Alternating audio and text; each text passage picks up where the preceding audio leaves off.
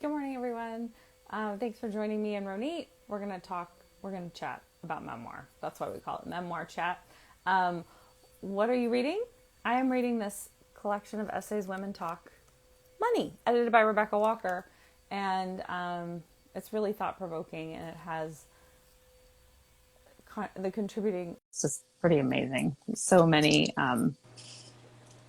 women that I love. So, hi, Ronit. Hi, How are you? I'm good. How are you? I love these glasses. This is a new background. This is my office, Oh. and right around here are a whole bunch of boxes that I have to return, like a whole bunch of things right there. So I just Uh-huh. picked the one spot. You, But I at like least you have how a spot. I I like how I go I through have all some these. noise. It's gonna Oh, you stop have. soon. I don't know if you can hear it. There's noise outside the door. Well, It's gonna actually, I went. pass very soon. Is there someone responsible for the noise, There might or be is it just like a noise Martian? aliens. Like a noise. That's what my memoir is about. So Well, I went outside to try to do so. Since we're vamping here, um, uh, you know, um, I was outside. I wanted to do it outside because my husband's really good about climate control, and we have like a million fans going on in the house, along with new air conditioning we got in Seattle, and so it's like a wind tunnel everywhere. And then the basement's really cold, which is lovely, but too cold to do live. So I went outside. I'm like, beautiful. This is great. How peaceful. And then planes went over and boats went over. And I was like, God. And then construction. I was like, so I came into my office, into my boxy office. And my husband said, I don't think I can prevent the dogs from barking or bothering you. And I said, I don't care.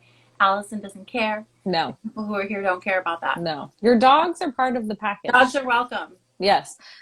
I have a dog. She's not welcome. Not to join the conversation. I think she would hit over the lamp Oh, pretty quickly.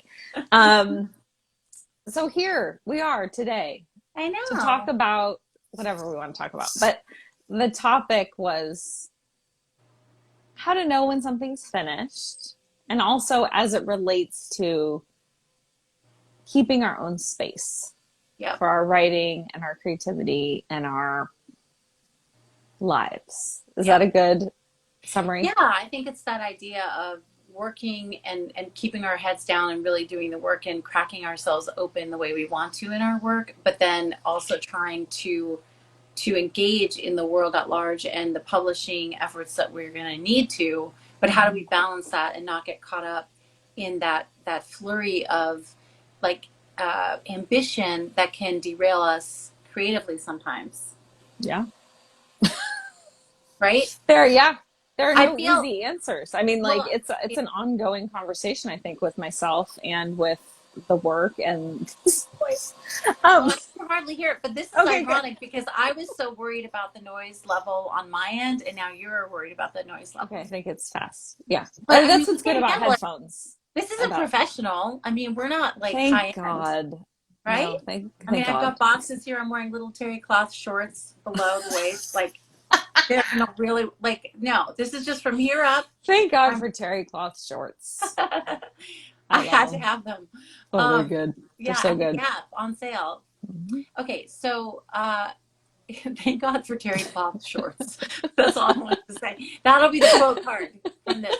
Okay, I so just terry cloth has made a comeback. One of the comebacks that I actually appreciate. Many of the fashion comebacks, I'm like, no, we could not go back there yeah, again. But exactly, terry exactly. cloth holds a special place in my '70s girlfriend. So Um, okay, so I guess um, I wonder how you feel about this and people who are tuning in. Sometimes I'll be working on something and then I hear news about another writer or a colleague who's gotten something great. You fill in the blank with whatever that means to you. mhm. And those things can range, teaching position, book deal, dream agent. I mean, you can fill. I could fill a book with all the things that have given me a fluttered heart rate, like a Mhm. little like palpitation because I feel like, oh no, I didn't do that, or oh, I Mhm. don't have that, or how did they do that, or oh, why didn't I How know? am I ever going to do that? How am I ever going to do that? All those things, which takes me away from the work. Like really just the Mhm. plod. It's plotting, right? Sometimes, and I'm Yes. using the D, not the plotting, but No. Yes. plotting work of Mhm. writing. Yes. And then and I know this is a little cliched and there's so much to talk about this, but then sometimes when I do get something accepted or I publish something, that's a great feeling, but that's a momentary feeling. Sonia just bought Terry cloth shorts a couple weeks ago. I was trying not to laugh during your thought. No, I'm 100% a full engager in comments, and Alyson knows I don't. I know you are, but I was like, I don't want to start laughing. I don't believe I have attention, like official attention Right. differences, but I definitely will always look at the comments and talk to them. So, but I think, you know, I could fill a book with all the things that have derailed me in the past or made me feel like I need to be doing that too. And then I have to kind of come back to center and, oh, that's what I was going to say. So sometimes when I get something published and I share it, I'm really excited that it's there. Yeah. But that really is a momentary thing compared to the process of writing it. And it's great, and it's sort of like the brass ring at the end, but I really feel like the time that I spent and the place in my head and in my body that I went to write the thing encompasses a lot more than that momentary post and like accolade that I wanted to get. For sure. I appreciate those posts actually where people share their process with the piece and with the publishing journey for that reason, because it is the publishing of the thing is just the last piece. You know, it's not and the reception, the publishing of it, and the reception, because I know, like when people would write about, like my book, for example, when it came out, and people would write to me about things that maybe resonated or that I didn't realize, that was like icing on the cake or a bonus, but it definitely was not in my mind when I was writing at all. It just wasn't. I think it can't. I mean, for me, it can't be too much present, because then it gets in the way, and then you're thinking about your audience more than yourself. I think for me, like when you were talking about all that, I don't know if you saw that quote that was like, it takes 15 minutes to like get into the creative headspace. And Jenny shared it on her Instagram yesterday. And it takes 15 minutes to get into the creative headspace, but it only takes 1 second to get out. Like checking your email, looking at social media, getting someone a snack, you know. Oh my God, yes. And I thought that was a really good reminder, because sometimes when I'm flagging or I'm just pausing for a moment, I might click over. And it's a good reminder, like, just don't click over. Just don't do it. Don't do it. Look out the window. You know, like it's okay to pause, but like look out the window, pet the dog. You know, something that is not disruptive to that. And like, if you are in that space and then you check social media and someone shares that kind of news, you might be done for the day. Yes, you know, sure. And but also I feel like I want to add, and I think we've talked about this, but I can't. This comes up sometimes where people wonder if people have a dedicated time for writing that is untouchable, or that they have a date or appointment with themselves. And I have to say, for me, sometimes we were on a trip where I visited you, actually, Alyson, last month, and I was sharing a hotel room. Yeah, it was so fun. I was sharing a hotel room with my fam, and my daughter would come in. I love her. She would come in and talk to me, like, Mom, why are you making that face while you're writing? And I was like, Wah? I was like, because I was in a moment. I was writing a scene, a fiction for scene. sure. I had no idea my face was doing that, but I was hunched over on the bed in the hotel doing that, and I had no choice, because I was on a deadline of my own making to get back into it. So I feel like sometimes I have to be really pliable with my writing routine and my writing life. And I also I feel like, I don't know if this is because I came to writing later in my life, and because I didn't go to graduate school for it until I had kids and stuff, but I don't make it very lofty. I'm not like, you know, all the, you know, erudite, like sacred writing. You know, I feel it's really important, and I go to an important space for myself when I'm writing, but I'm always the first one to make fun of the whole situation, you know, if I need to. Like, I don't take myself too seriously with it. No. I mean, no. I mean, that's been a struggle of mine that I've shared here, like thinking that I'm not serious enough. And then I think the place of acceptance was, that's not even a goal of mine. Being serious. Yeah. Whatever that is. Like, it's just a barrier that I've created for myself. Some grace for all of us who are juggling. For sure. Who do we know that isn't juggling more than one thing? I mean, whether it's no one, chronic health, family, caretaking, jobs, making money, you know, living. So writing is, you know, who can just sit around and do nothing but write? And also, who of us can write without worrying about the material world. I mean, I Mm-hmm. don't know many people who can. And so Mm-hmm. I think in terms of the publishing world, and you sent me that beautiful article by Carmen Maria Machado. Machado, and she was the keynote at Hippocamp this Oh my gosh. past Oh weekend. my gosh. I didn't realize it. 1 second. I have to let a dog Mm-hmm. in. Yeah, the article was about a publishing controversy about plagiarism, and but what I liked about it was she opened it for her. It was an opportunity to talk about a larger issue, which is why is someone plagiarizing someone's work? It's not coming from a place of it's not I don't think it's coming from this craven place. It's coming from a place of I need to finish this work. It needs to be ready to sell. I need to capitalize on this moment. This is my moment. I'm never going to get another moment if I don't, and I think it's particularly younger people who are graduating from MFA programs, there is a lot of that pressure. Like, this is your time. If you don't capitalize on this now, you're never going to get it again. And, Yes. you know, Well, it's and scary too. it If is you're in that, scary. if you're, look, when I was reading that article, I felt it's on her Substack, everyone. Mm-hmm. It's her, it's Carmen Maria Machado's Substack, and you can subscribe to it. I think it's called something stars, a I handful don't of know. stars or something. That sounds But believable. yeah, I feel like you'd say that about anything I said, which it's like circumspect. It's like you're backing me up, but it's always a little circumspect. Like, It's that's not, I'm not making any promises I can't keep. yeah.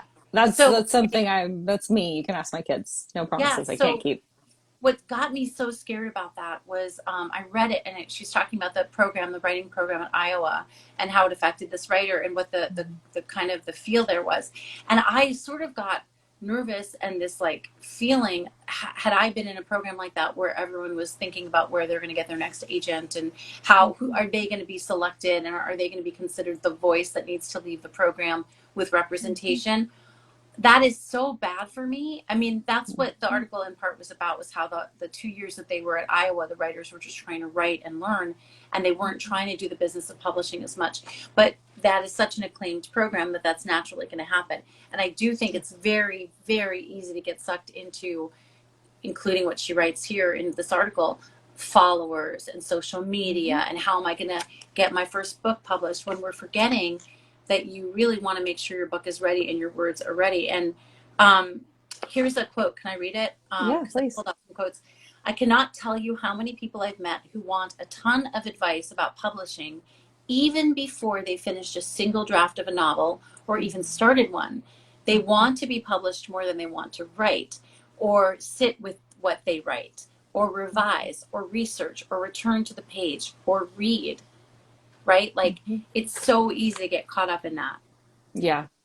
And I thought that she makes, you may also have this quote, but she talks about how you only get one first book, and to think about what that means, Yeah. and that the 2 years of writing in Iowa is a great opportunity to just do that. But of course, they are concerned with what comes next. And I went to an MFA program for film and television that was operated very similarly to Iowa. It was USC, which is sort of like film and television for Mm-hmm. Iowa. And it was a pressure cooker, and it was that way, and everyone was your competition. And it was so counter to creating creative space or collaborative space. And I'm grateful that I've come to writing book later in life, and that I now am much more um, like I am more guarded about my creative space. Like, this is my space. I get to choose when I want to share things with people and what feedback I want to take. And I think that's very difficult to do when you're in your like mid 20s, and you're I in mean, that environment. I would argue that maybe I was a late bloomer in some ways, but I feel like I was a little wavery that way in my 30s too. I mean, I've taken a long time. In some ways, I was really mature early, but in Yeah. other ways, I feel like the sense of self that I have, or the understanding that I'm on my own track, has taken really, really long Mm-hmm. to solidify. And Mm-hmm. I was thinking about this because you and I talked on the phone the other day, because we're so social together. Um, And I I look like love, that the whole time we were talking. and I was laying on my bed on my stomach, and my legs were like waving in the air, and I had a ponytail, And you were And wearing terry cloth shorts. butterflies were, yeah. No, so my terry cloth shorts. No, but I was also thinking about this idea. We were talking about boundaries, and I know I'm kind of jumping a little bit here, but we That's were talking about boundaries the because I chat. think so. There's this thing that we're talking about here, which is, are you ready? And also, this is another thing, and then I want to pivot to that. At some point, you have to. This is Machado's article. At some point, you have to ask where the question of survival ends and the question of ego begins. Are you making decisions to satisfy your craft or the part of you that wants to feel good about yourself? And that is so important because it's easy to want to feel good about myself in relation to other people instead of what I'm doing. You know, what am I cooking up in here?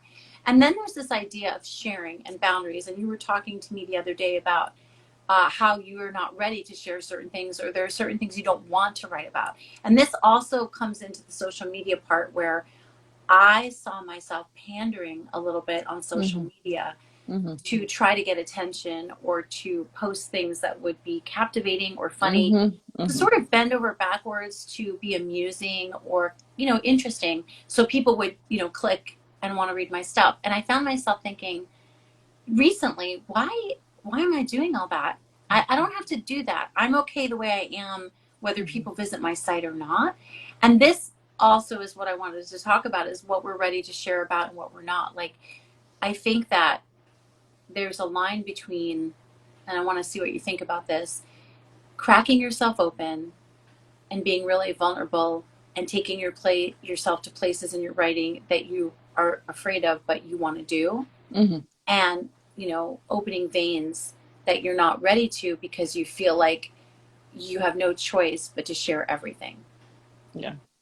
I think there is definitely a difference. And I think, and I have to sort of put that, I have to follow my own heart, but also know that I can make changes. Like I can write something and then decide I don't want to share that, or I can write something and decide I do want to share it. And then I get to decide for me, the biggest trick about writing is to not get in my head too much, to not make too many rules, to not, and it's interesting when you were talking about reading about people having essays published and that kind of thing. As I'm working on this book, this collection of essays, I really just had to step back from everything, submitting, trying to write for publications. Like I just kind of had to go dark in that way because I am not capable with all the other things that I'm juggling that in that writing headspace.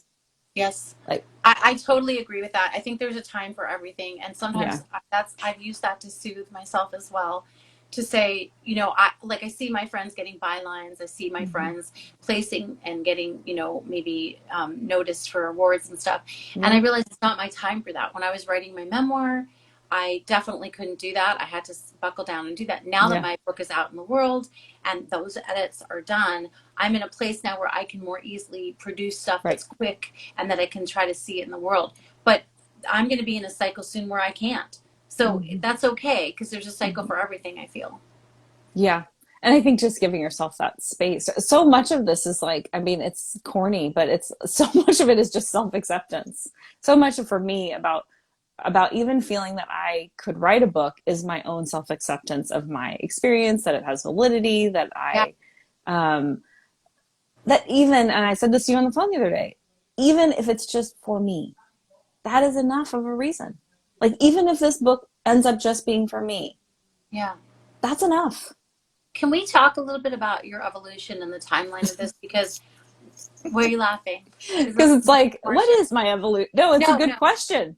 No, I'm wondering, and I don't mean for you to pin yourself down and be very specific necessarily. What I'm saying is, when we first started talking, like, how have you evolved or changed over time recently to embrace the fact that you're writing a book? So would you say that at first you thought, oh, there's no one would want to read this? Like, can you kind of thumbnail the thoughts that you've had? I think so. I mean, I'm just going to probably do the quick, but for me, because I think I'm guessing like you, Ronit, because you had an interesting childhood, people may have mentioned to you over time, you should write something about this, like numerous times. And I was always like, no, I don't want to do that. I have no interest in that. I think it just felt too painful and I just wasn't interested.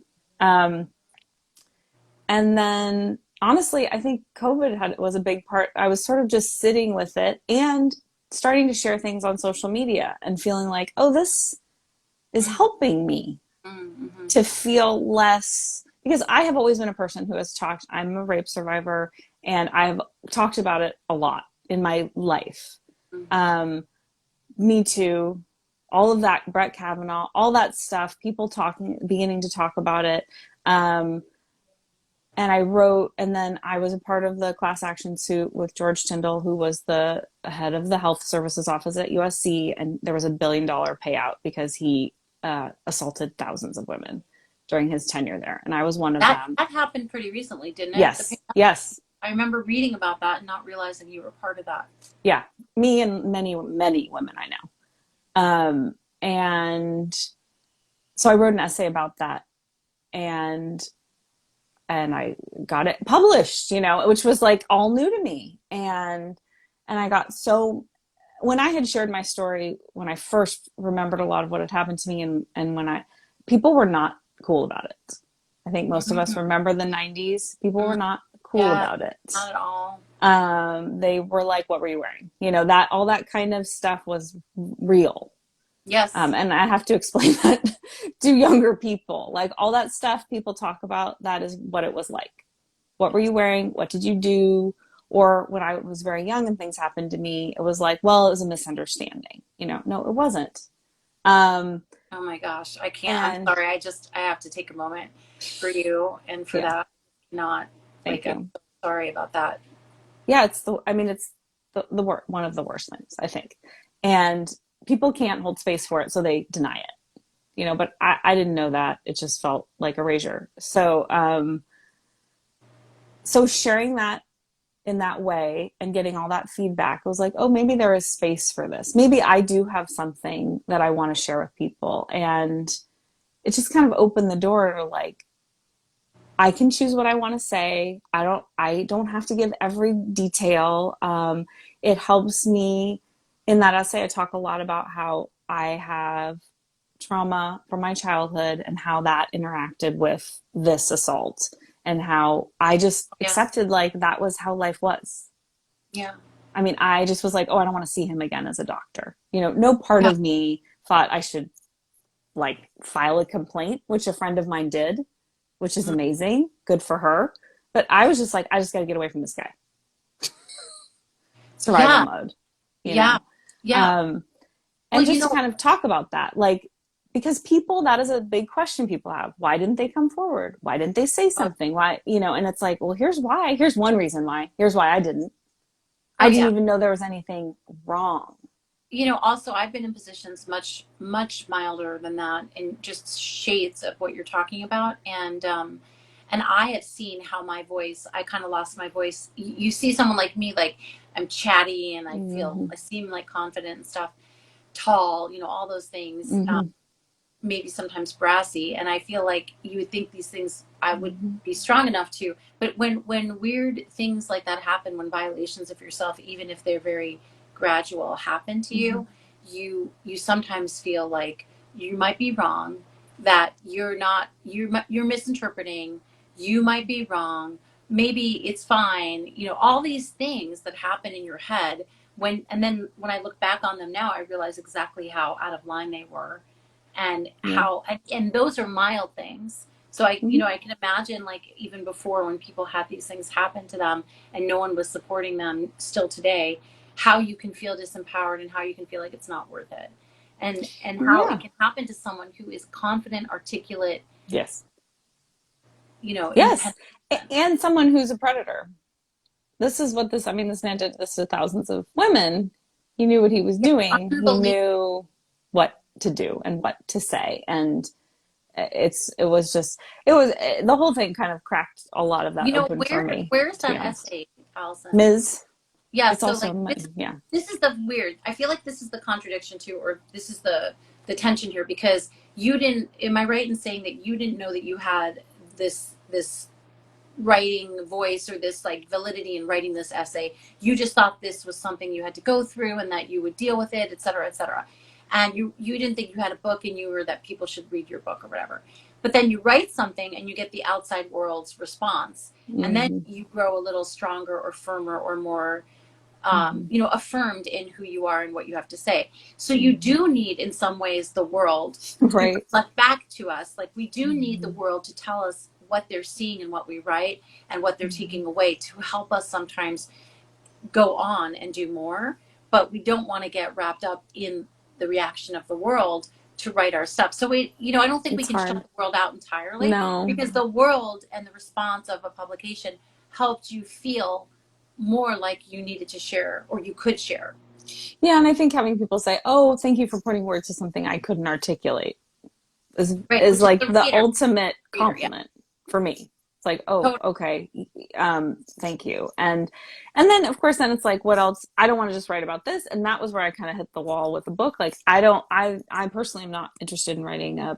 I'm not writing a survivor story. You know, I'm not Chanel Miller. Like I that's not the book I wanted to write.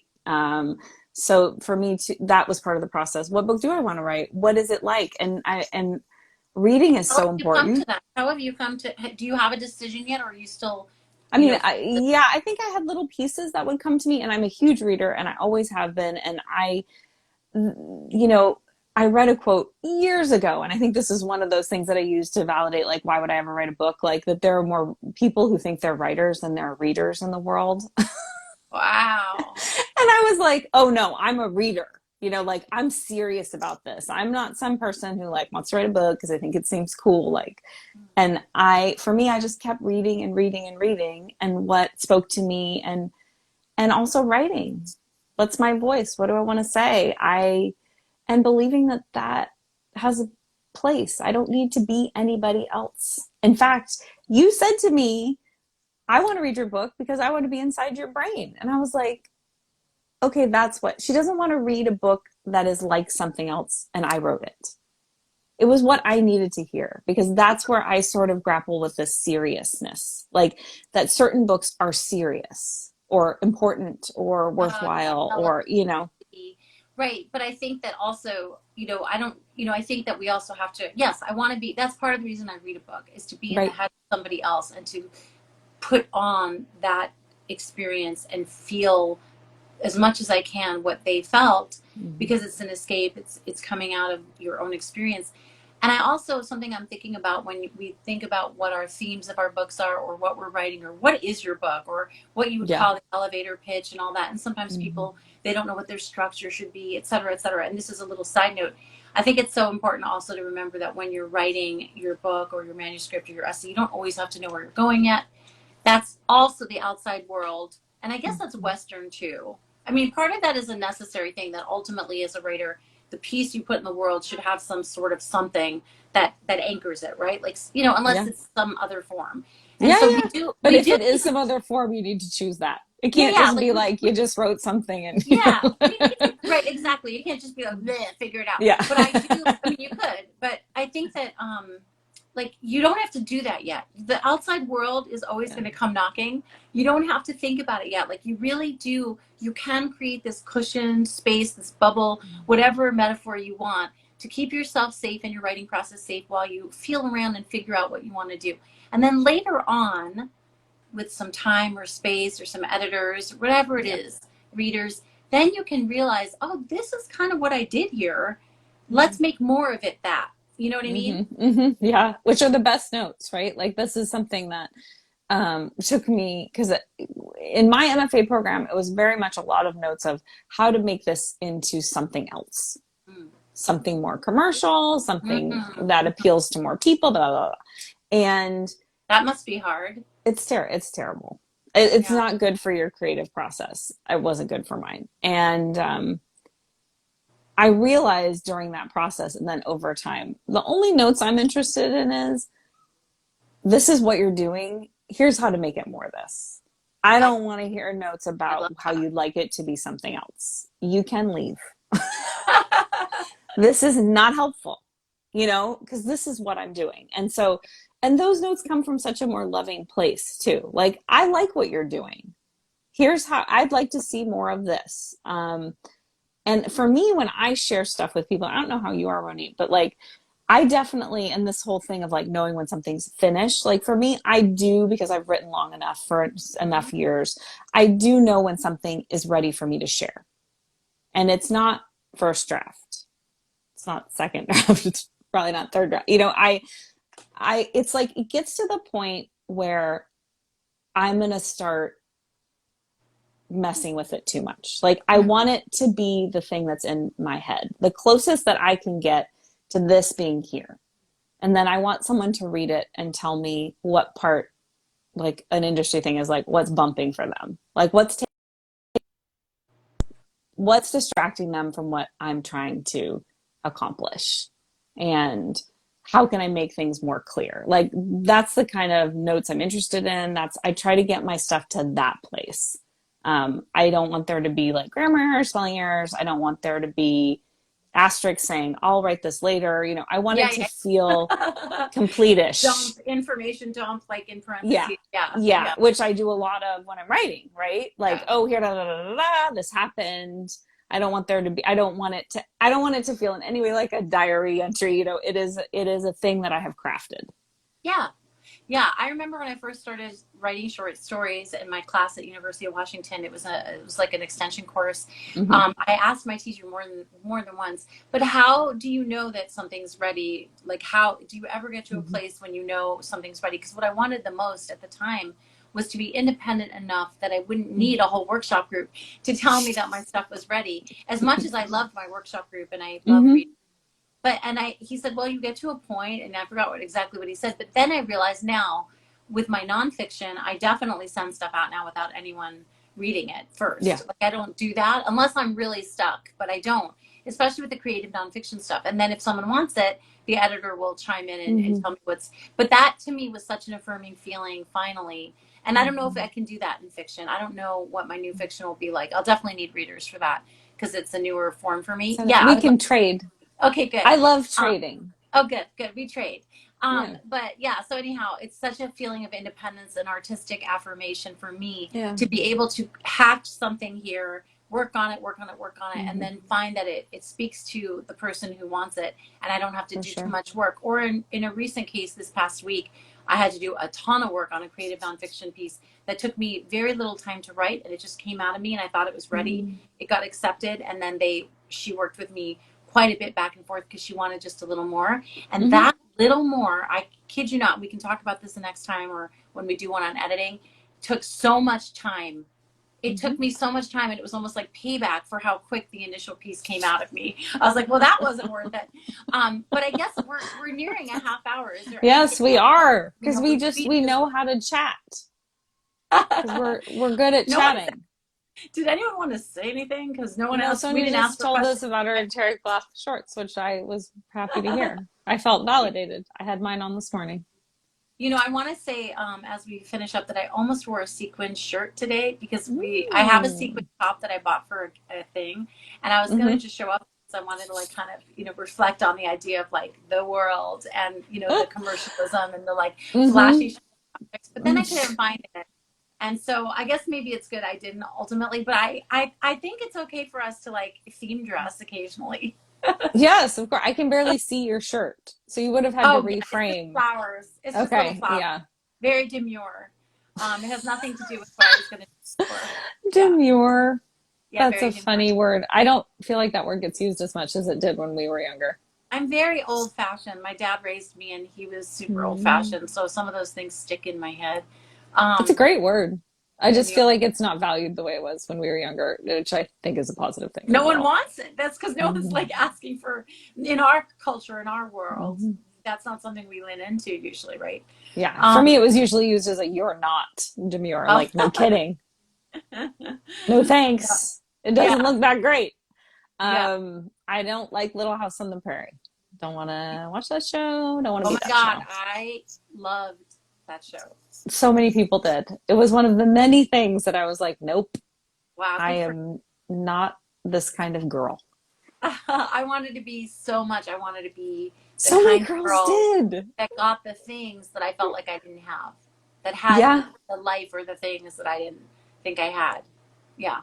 That was That's an interesting memoir. I read her memoir, The Villain on Little House, Alyson oh, really? Yeah, Ingram. yeah.